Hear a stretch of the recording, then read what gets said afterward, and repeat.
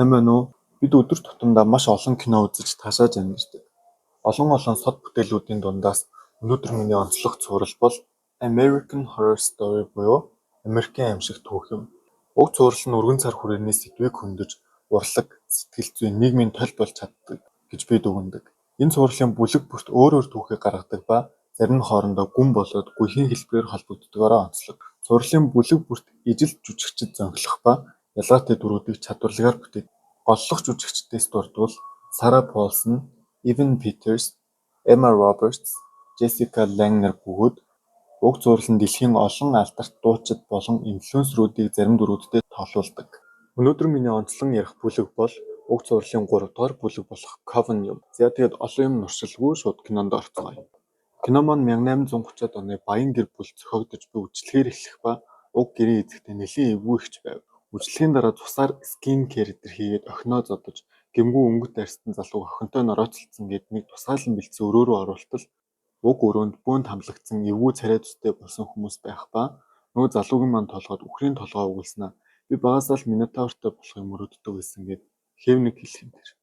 Энэ хчийг Мари Дэлфин Лалори гэх ба цаашдаа хэдүүлээд Дэлфин гээд л явчихъя. Бас энэ үйл явдлыг марталгүй байж байгаарай.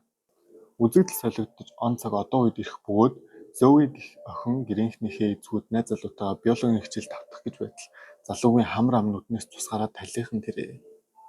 Юу болох нь энэ вэ гэтэл охины ээж түндний нууцыг хэлсэн нь түүний эмээ шулан байсан бөгөөд уг хүчийг Зэ охин болох Зои маань өглөж төрсөн байжээ. Тэгэд л найз залуугаа санамсаргүй алсан болж таарав. Мөн ээж нь эдгээр шулан охидод зориулагдсан тусгай академи байдгийг хэлж охины 3 дугаар бүлгийн хамгийн iconic дүрүүдийн нэг болох Myrtle Snow ирж аваад Зоиг хатагтай Робби Шоугийн академид хүргэж өгөн тэрээр бусад шулмууд болох Queenie, Madison, Nan мөн академийн эрхлэгч болох Cordelia нартай танилцсан уг сургууль болон Supreme буюу хамгийн хүчрхэг шулмын талаарх ойлголтыг мэдэж авна. Залуу шулмууд ширээний ард хоол идэн суух ба Madison нэлээд мин охин болохыг бид харах болно. Тэнд бяцхан маргаан гарan Maddie болон Zoe нар шоуд гар явна. Ингэж явсаар хоёул нэг залуутай танилцах ба Maddie-ийн танилцсан залуу үл бүтэх нөхөр байж таран авч өгсөн уух зүйлэндээ унтуулах юм фракцаараа хөөрхөн охиныг хүчинт чихдэг. Энэ үеэр Zoe маань шинхэн танилцсан Kyle гэх залуутайгаа Maddie-г хасар олсонд Kyle болон бусад залуус нэг бүлэг байж тааран тэрээр залуусыг тууж бүгд автобусанд орон хөдлөх үед Maddie маань ухаорон гинтл модны цагаан хүн шиг араас нь гарч ирснээр автобустай нь шидээрээ хөмрөө тайхан тэрээ. Маргааш нь мэдээгээр уг ослын талаар гарч байх ба энэ үеэр нөгөө айхтар хүчит Supreme шулан болох Fiona Good гарч ирснээр хамт нэг тийшээ явна шүү. Харын өмсөөрэй гэж айлтлаа. Jesus, go change your clothes. Wear something black. Ингээд тэд явсаар очисон газар нөгөө киноны ихэнд гардаг Дэлфин их байх ба гэр нь музей болсон байв. Найны суур хүч бодол унших бөгөөд нэг зүйл мэдэрсэн Дэлфинтэй холбоотой байдаг. Оройн нөгөө гэрийн гаднах талбайг ухан нэг булшиг гаргаж ирсний дотроос Дэлфин маань дүрээрээ гарч ирснээр бид өөр нэг хэсэг бүлэг зан үйлээр хараал гихтийг хийдэг шулмууд болон тэдний толгойлогч болох Мари Лавотой танилцах болно. За үүнээс цааш мадам гэд удаад явчих. Гэтэл Дэлфин хатагтай арьс өнгөөр ялгуурлагч тамлагч гэх мэт 9 шидэн бүрдсэн эмэгтэй бөгөөд нөгөө үхрийн толгой зүйлэгдэх залуу маань мадамын хайрт залуу байжээ. Мадам маань хайрт залууг нь им болгосонд уурлаад гэр бүлийг нь хөнөө ихтэд мөнх амьдруулах хараал хийгээд булшилсан болж таарваа. За дараагийн өдөр манай шулмууд өглөөний хурлаа хийж байх ба энэ үеэр 2 цагдаа орж ирэн Maddie Zoe хоёрыг ослоор өнгөрсөн залуустай хамт байсан амьд үлдэн эмчлүүлж байсан нэг залуу дээр Zoe очиод гарсны дараа тэр үхсэн байсан гэвээ. За тэнд юу болсон бэ гэвэл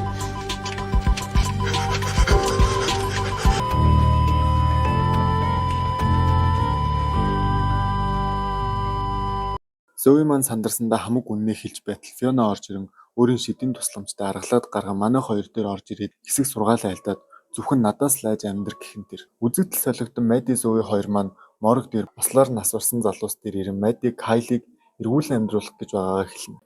За тэгээд төгс болгож амьлуулан гэснээр бутарсан зохицнуудаас эд эрхтнүүдийг цуглуулан нийлүүлж оён бөө юм болж байж амьлуулав. Тэгэд Kyle-ыг аваад явж байтал гинтл арын судлаас өөр нэг шулам гарч ирж зочоосноо тэднийг өөрийн амьдардаг газар аваачаад Kyle-ыг нэлээд болох амьлуулсан байна.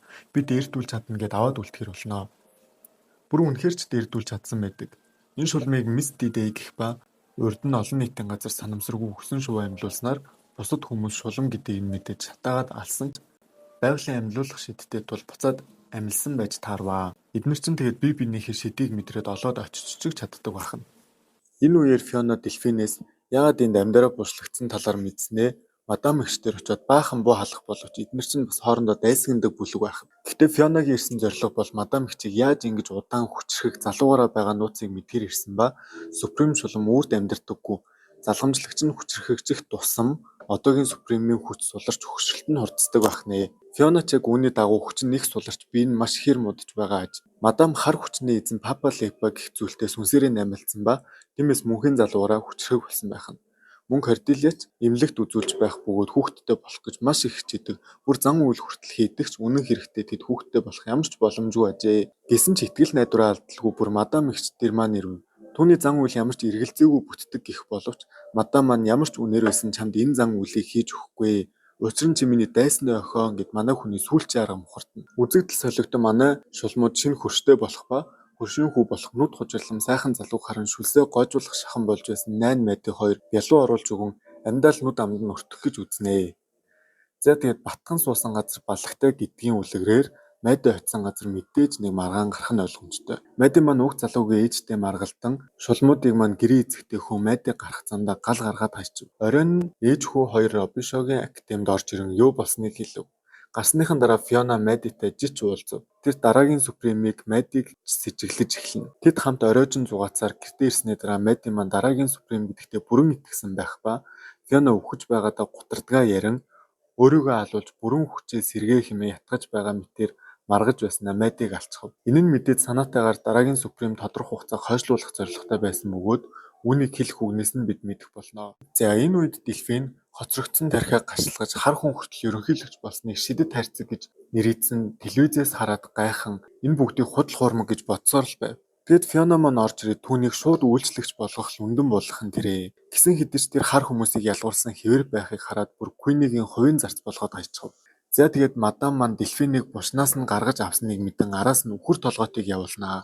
Игч тэр үхэр толгойтыг харан Queen-ээс тусламжгүй шалдаа бууж шалдан дээр өдгөлөхөд манай Queen-ээс туслахаар болон өөрөө гараад аргалах гэсэн ч хүн шархтан бүр үхсэн ч Фиона маань аргагүй л хүчрэхийг тул буцаан амьлуулж чадна. Үзэгдэл шилжин мадам руу ирэх ба тэрээр үнэхээр хар хүмүүсээ шудраг ус зүйлээс хамгаалсаар иржээ хөөрхий. За тэгээд Фиона түнд бэлэг явуулсан ба тэр нөгөө үхэр толгойтын тасарсан толгой байлаа. Энэ өдөр Халлоуин бөгөөд хөршийн залуу жигнэмэг авчрах үеэр уралсан мадамын бөөн зан үйлхийн зомби болго явуулсан Дельфиний 3 охин өөр олон цогцны хамт хүрээд ирвэ. Ёстой л ээж хойрын богд минь болж энэ да. Игчч үнэхээр их айд сандран сэтгэл санаа нь ихээхэн хэцүү болж гимшиж байх үед хөршийн залуу юу болоод байгааг ч мэдэхгүй дүрээ хувиргасан хүүхдүүд байна гэд гараад зомби дээр ирэхэд мөн нэлээд хэдэн хүүхдүүд ирэх ба зомби дайрах үеэр л ойлгон буцаа зүгтах гэсэн ч цохиулаад унчваа. Найд маань хөршийн залуу талтай юм болохоор араас нь гараад бас авраад байгаамаа хөөрхөн.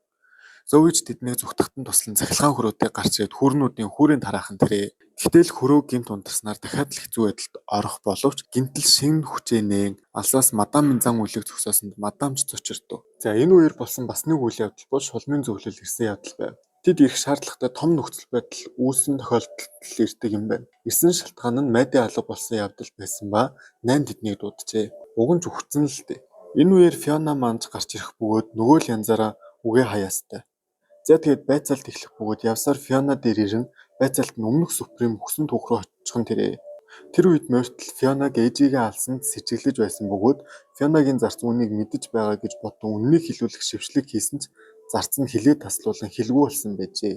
Мортл одоо ч үүнийг бодон явдаг ба зарцаас хилийг нь тасласан шулмын нэрийг бичнэ гэтэл байдал буруугаар иргэн Мортлийн нэрийг бичээд хайсан байв. Яг үндэ хилийг нь шивсэн гэдгийг мэдсэн зарц Фионад сэтгэлээ хэлчлээд өөрийн хилээ тасласан байжээ. Нэрийг нь бичсэнд Мортл уурлан өөрийн бүх тамгийг хэлтэл Корделияч ээжигээ өмгөөлөн Мэди дараагийн Суприм биш байсан хэлнэ. Байцаалтын дараа ээж охин хоёр хамт цагийг өнгөрөөн суух ба Корделия угаалгын өрөө ороод гарах гэж байтал араас нь хар нөмрөхтэй хүн гарч ирээд нүүрлэн хүчил цацаад хараагүй болгочихноо. Фиона ч их хүн болсон хань эмнэлгээр нэг орилж хашгирхан тэр.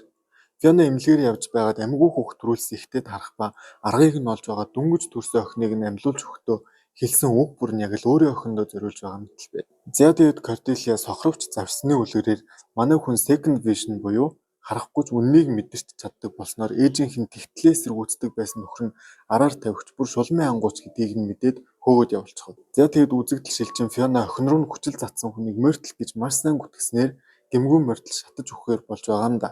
Үүнд Queenie Миртлийн гарыг хүчилт түлж болжээ. Уг нь сайн л хүн байсан юм да. Бас амар байгаа юм шүү. За азар тэрүүгээр Misty тэнд явж таарад Миртлийг маань амьлуулчих нь тэрээ.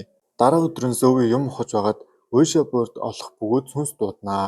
Уг нь Maddie-гийн сүнсийг дуудах гэж байсан боловч уг байшинд үхсэн Axeman гэх алуурчны сүнсийг дуудсан байв. Zoe маань ганцаараа Maddie-гийн алуурчныг асуун цогцыг дээврийн эрэгтэй зарцын өрөөнөөс олон Misty-гээр амьлуул. Данж бүтлэн бөксөрөө иргэсэн хогнууд сүнсээ дуудчихад буцаагаагүйгээс болон нөгөө алуурчны сүнс бийчин Cordelia-г өөрийг нь суллахыг шаардан сүрдүүлж алах гэж дайрнаа. Энэ нь цуврал алуурчин байсан бөгөөд шулмуудын занганд өртөөд энэ байшинд алуулаад сүнс нь хоригдсон байжээ. Азар манай хэд болж буй зүйлийг мэдээд гялс арга хэмжээ аван сүнсийг чөлөөлж захирлаа авна. Тэгэд нөгөө сүнс чинь бүр гадуур дотор зугаалж авсаар Фионагийн байгаа газрыг олж очсон байх ба байшинд сүнс нь гацсан байхдаа түн дурснаа хэлэн тэд бас романс үүсгээд амжнаа. Энэ үед Cordelia яг унах гэж байх үед Maddie барьж авснаар түүнийг ээж нь алсан гэдгийг нь харчихнаа. Мөн Cordelia Zoe-гийн хүч сайжирч байгааг мэдэн Фионагаас болгоомжтой байхыг анхааруулад тэд бөөндөө Фионаг алхаар төлөвлөнө. Zoe маань ч эрэгтэй зарцсан хөлийг олоод буцаагаад хилтэй болгосон байх ба Myrtle-ийн үнэн хэлүүлэхээр хийсэн шившлэг нь энэ олон жилийн турш билээгүй байсан тул тасалсан хил нь яг хэвэндээ хатаж хорж байгаагүй байжээ. Ингээд буцаад хилтэй болгосноор Zoe бүх үннийг мэдчихэд түүнийг чимээгүй байлгах үднээс алчхав. Энэ үеэр шулмын ангуучид бас ажиллаа шуурхаалах ба Misty-г олоод хөнөөх гэж оролцсон боловч Myrtle-тэй хамт цугтаа Robichaud-гийн академи дээр ирж чадсан ба ээж охин шиг хоёр маань бөөн баяр бол бүх шулмын хүч сайжирч байгааг дараагийн Supreme хэн болох эргэлзээнээс мэднэ. Шулмууд одоогийн Supreme-ийг хороогоод залгамжлагчийн тодорхой хугацааг хурцсаж болдог зан үйлийг хийн амийг нь хорлуулж өөрсдөд амар байлгах төлөвлөгөө зохиож алсан шулмуудыг нэг нэгээр нь үзүүлж эргэлзээнд оруулна. Тэгээд Fiona маань нэгэнд үхэх сонголтоо хийгч өнөөх салгалсан зарцын сүнс гарч ирээд хурдсан гэдгийг нь хэлээд ерөндөг өгөөд аварчихнаа. Үхсэн ч үнэн ч нөхөр юм да. Дараа өдөр нэг илгээмж ирсэн байх ба энэ нь Delphine хатагтай тасарсан толгой байх аж. Мадам Queenie-гийн тархийг угааснаар тэр Delphine-ыг аваачиж өгөн ийм зүйл болсон байжээ. Ингэснээр хоёр бүлэг шулмуудын дайсагнал улам хурцтмал болж байгааг бид мэдэж авах болноо. Гэхдээ энэ хоёр бүлгийн толгойлогчд уулзан шулмын ангуучдын дайралт ихсэж байгаа тул нэгтийг санал болгосон ч мадам зөвшөөрсөнгүй. Гэвч түүний бүлэг рүү ч ангууч буюу Cordelia-гийн экс нөхөр дайрсан тул яах ч аргагүй нэгдэх болноо. За тэгээд шулмуудын толгойлогчд ангуучдыг дарах төлөвлөгөө боловсруулж тэр нь ч Axeman-ийн тусламжтайгаар амжилттай болдог. За тэгээд манай Delphine хатагтай хийсэн юмыг дуртахгүй байхын аргагүй билээ. Тэрээр Fiona болон мадам хоёр шулмын ангуучдын учрыг олсны орой наргин сууж байхад нь аль хэдийн үхсэн эрэгтэй зарцын сүнстэй нийлээд мадамыг гэмтэх ба энэ үед мадамын үхшгүй байх гэрээ нь Papa Legbat ариун сүнс өгөөгүй буюу эмнэлгээс хүүхэд тулгайлан авсан ч тэр хүүхдийг биш найныг өгснөөс болон цуцлагдаж үхшгүй биш болсон байж таран эцэст нь талигач болжээ. Үүнийхээ дараар тэр одоогийн нийгмийн талаар маш сайн судлаад өөрийн гэр мүзийн үзүүрийг үзээд дуусныхаа дараа тайлбарлагчийг гэмтэн хорж өөрөө тайлбарлагч болон хүмүүст өөрийгөө сайн хүн мэтээр ойлгуулж байсан Queenie олж ирээд алчдаг. За мадам болон Delphine хоёрын зам үхээдч дуусвар болсонгүй. Тэр хоёр тамд дахин таарах бөгөөд энэ удаад мадам тамлагч Delphine маань огтоо тамлуулахыг харсаар тамийн ертөнцид хамт байх болвоо. Энэ үеэр дараагийн толгойлогч тодруулах шүүлгийн талаар бас сөхөгдөх болно. Бүгд л дараачийн удирдагч болохыг хүсэгч бүх найдвар Misty дээр л байдаг. Үүнд Maddie уурлаад түүнийг авсан дунгаан болуулчихдаг. Яасан ч хэцүү юм дээ тэгээд. Cordelia ч хүчээ алдан ээжийнхээ хэлсэн дуурлан буцан хүчээ сэргээж чадах байх гэд өөрийгөө сохолцохно.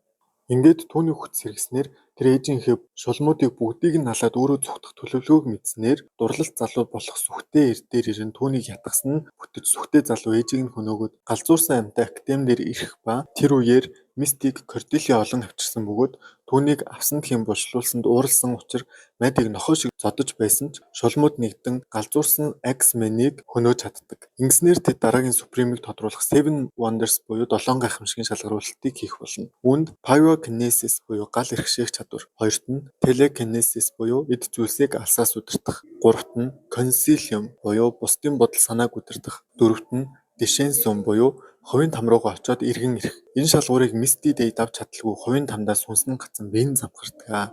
Дараагийн шалгаруулалт нь Transmutation буюу орон зайд шилжих. Энэ шалгуур дээр охид хэд хөрөн хөгжилтснөөс болон Zoe санамсаргүй буруу шилжилт хийж хашаанд сүлбэгдээд үхчихдэг. 6. Vitalum Vitalis нь үхснийг амьлуулах бөгөөд Zoe дээр хийгдэх болно. Хүний түүнийг амьлуулж чадахгүй ба ингэснээр тэр дараагийн шалгууруудад орох ирэхгүй болно. Мэдигийн ээлж ирэхэд тэрээр хажуугаар нисэж байсан ялааг алан дахин амьлуулж шалгуурыг давахч Зовиг аврахаас татгалцсанаа илэрхийлдэг. Үүний дараа Мörтл Кордилиаг өөрөө шалгуурыг гүйцэтгэх гэх ба үүнийг ч тэр хүлээж аван оролцогч болно. Тэрээр 5 шалгуурыг давах ба Мэди сүүлчийн даалгавраа түүнтэй хамт хийхийг хүсэн 7 дахь шалгуур Divination буюу өмнөх супремуудын нуусан эд зүйлсийг олон эзнийг нь нэрлэх шалгуурыг хамт хийнэ. Энэ удаад Мэди хийж чадахгүй супрем биш гэдг нь тодорхой болох бөгөөд ингэснээр Кордилиа өөрийн үлдээсэн Vitalium Vitalis буюу үхснийг амьдруулах шалгуурыг Зови дээр хийн түүнийг амьлуулчихад ухаан алдчихдаг. Тэр эргэн ухаан орохдоо цоо ирүүл байх супремийн чанарыг олсон буюу нүдэнд буцан сэрэгдэгэ. Энэ үеэр Мэди Зовиг амьлуулахаас татгалцсанд ууралсан Кайл түүнийг хөнөөж өгдөг. Үзэгдэл шилжин Мörтл шинэ удирдагчдаа гэмээ хэлэн шулмын ёсоор өөрийг нь шатаан хөнөөх зан үйлийг хийхийг хүсдэг. Энэ нь Кордилиагийн хувьд маш хэцүү байх болно. Учир нь төрсөн ээжээс нь ч илүү хүнийг хөнөөх гэж байгаа шүү дээ. Ингээд Мörтлийн хүсэлтийг ёсоор болгох ба шатааллах өдрөө тэр хар шил болон улаан даашин зөмссөн байдаг нь бусад чулуун болоод өөрөөрөө маш их бахархаж байгаагаа илэрхийлэх мэт харагддаг. Шатааллахын өмнө сүүлчийн үгээ хэлэх мөч ирэхэд тэр Balenciaga гэж ойрлох ба энэ үзэгдэл нь киноны хамгийн айконик сценүүдийн нэг юм. Үзэгдэл солигдоход Кордилиа нэвтрүүлэгт ярилцлага өгч байдаг ба бусад чулуунуудыг академидаа урьдаг. Энэ үеэр бас нэгэн сонирхолтой зочин ирэх ба тэр нь түүний ээж Фиона гүйд байдаг. Фиона сүхтэй алуурчны дурсамжид шившлэг хийн өөрийн үхлийн талаар хуурамч дурсамж бүтээгээ явуулсан байжээ. Тэр сүүлчийн мөчтөө охиндоо ямар их хайртай, түүнээр ямар их бахархдаг гэдгийг хэлж өөрийг нь хөнөөх тусламжийг хүснэ. Гэвч Кордилиа түүнд эцсээ хүртэл туслахгүй гэдгийг хэлдэг. Энэ үед тэд бие биенээ өөрсдийн гэсэн өвөрмөц замаар харилдаг мэт. Тэдний ойлголцож байгаа нь бидэнд үл ойлголцол мэт санагдана. Фиона эцсийн мөчтөө зөвхөн охиныхоо гар дээр л амь эцэслэхийг хүсэж байжээ. Хүсний дараа хувийн там нь тэр сүхтэй алуурчинтай амьдрах байв. Тэр бүх зүйлтэн дургу байдаг ч үүнээс гарах арга зам байхгүй. Насаараа хамгийн их чөлөөтэй байсан ч үүрт хамгийн дургу торондоо харагддаг. Энэ бүхний дараа хатагтай Робишогийн академи шинэ хэлсэгчтэй ухтаж авч байгаагаар кино маань дуустдаг. За одоо хэдүүлээ кинон дээр гардаг хэд хэдэн сонирхолтой баримт болон зарим зүйлсийн талаар ярилцгаая. Кинон дээр хортой эцэгхийн харилцаагч мөн харуулдаг. Нэгдүгээрт Кайлыг амьлуулсны дараа Зови ээж дээр нь авчиж өгдөгч ээж нь түүнд хит их анхаарал хандуулдаг ба бүр бэлгийн хүчрхийлж үзүүлдэг байв. Гэтэл өөрийгөө хянж чадхаа болсон залуу маань ээжигээ алчдаг. Хоёрт хөршийн шүтлэгт ээж хүүгийн харилцаач асуудалтай бөгөөд ээж нь Христийн хит итгэгч байдаг. Ингэснээр шашны нэрээр түрээ барин хүүдээ сэтгэл санааны болон бие махбодын дарамт үзүүлдэг. Мөн ээж нь аавыг нь хөнөөсөн ба үнийг нь хүн мэдснээр тэр хүүгээ ч мөн хөнөөдөг. Ер нь тэгээд нүгэлхтэн сүсэг их гэдэг үгтэл тарж байна да. Мөн кинон дээр дурдсан сонирхолтой зүйлсийн нэг бол хувийн там буюу personal hell юм. Энэ нь бидний боддог нийтлэг там биш. Харин тухайн хүний хамгийн том айдас, гэмшил, буруу сонголтоосоо хизээч мултарч чаддаггүй дотоод шорон гэсэн утгатай зүйл. Сонирхолтой баримтуудаас дурдвал кинон дээр гарах зарим дүрүүд бодит амьдрал дээр байсан хүмүүс юм. За хамгийн ихний хүн бол Мари Делфин Лалори. Тэрээр язгууртай айлаас гаралтай гэвч түүхэнд садист, цурал алуурчин гэсэн хар бараа нэртэйгээр бичигдсэн байдаг. 1830-аас 34 оны хооронд түүний гэрээс гадны нөлөөтэй 12 зохицсон. 1834 онд түүний гэрт гал гарсан бөгөөд мөн л гадны нөлөөтэй 7 зохицос олдож байжээ. Мөн үнэн эсэх нь батлагдаагүй боловч нийт 50-аас 100 хохирогчтой гэсэн яриач байдаг байна. 2. Мари Лаво буюу мадам. Тэрээр кинон дээр гардгийн адил бусдад зөвлөгөө тусламж үзүүлдэг хүн байжээ. Бодит амьдрал дээр ч гэсэн үсчний газартай мөн Нью Орлеансын Вудугийн хатан гэж нэрлэгддэг байж. Тэрээр өөрийн цаг үедээ хүндлэгдсэн эмэгтэй байсан ба 1801-ээс 1881 он хүртэл амьдарч зам ёсороо таалалт өгсөжээ. 3. The Axeman буюу Нью Орлеансын сүхтэй хүн. Тэрээр 1918-аас 1919 онд цурал алга үйлдсэн бөгөөд 6-аас 8 хүний аминд хүрч 10 гаруй хүнд гэмтэл учруулсан байна. Түүнийг барьж хэрэгтнийг тогтоож чадаагүй бөгөөд Нью Орлеансын нууцлаг шийдэгдээгүй хэрэг болон үлдсэн байна. Мөн кинонд алдарт дуучин Стиви Никс цагаан шулмын дүрийг бүтээж Rihanna Seven Wonders дуугаа амьдаар дуулсан ба түүний төрх байдал нь кинотой маш сайн тохирсон байдаг. За энэ хүрээд энэ удаагийн бичлэгээ өндөрлөе. Эхний бичлэгт бол алдаа мадлаг байгаа байх. Та бүхнээс уучлалт хүсье. Тэгээд та бүхэн маань сэтгэлдээ үлдээгээрэй.